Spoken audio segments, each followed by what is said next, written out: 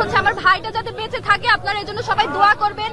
এবং আমি এবং জাবের ভাই ছাড়া ইনকিলাব মঞ্চের হয়ে অন্য কারো কথা ইনকিলাব মঞ্চের স্টেটমেন্ট হিসেবে প্রচার করবেন না। এবং আমরা এখনো পর্যন্ত জানি না যেটা কে করেছে, আমরা কাউকেই সন্দেহের বাইরে রাখছি না। এটা খুব শীঘ্রই জানা যাবে, যেহেতু ডক্টর ইউনূস এই ব্যাপারে আমাদের সাথে যোগাযোগ করেছেন, তাদের এই ব্যাপারে তারা সঠিক সিদ্ধান্ত নিচ্ছেন বা সেই ব্যাপারে ওনাদের প্রসিডিওর চলমান।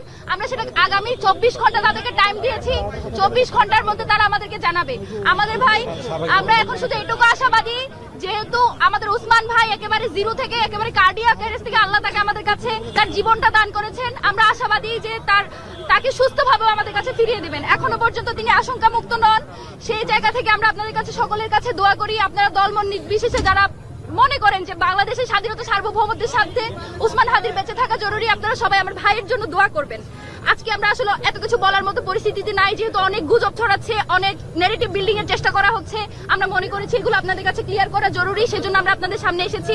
ইনশাআল্লাহ ভাইয়ের যেটা আপডেট সেটা আপনাদেরকে চিকিৎসকরা প্রত্যেকদিন আপডেট দিয়ে জানিয়ে দিবেন। আর আরেকটা কথা ভাই, আমাদের যদি কোনো বক্তব্য থাকে সেটা আমরা ইনকিলাব মঞ্চের যে গ্রুপ আছে, অফিসিয়াল গ্রুপ, সেখানে আমরা জানিয়ে দেব।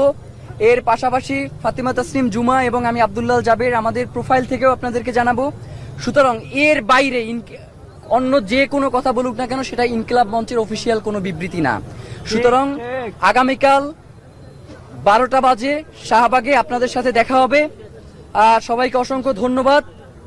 আপনারা সারাদিন অনেক পরিশ্রম করেছেন, কষ্ট করেছেন। আমাদেরকে তো এই ইনসাফের লড়াই চালিয়েই যেতে হবে।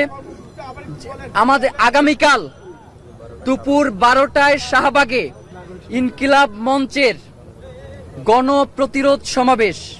আপনাদের সবাইকে সেই সমাবেশে সামিল হওয়ার জন্য উদারত আহ্বান জানাচ্ছি।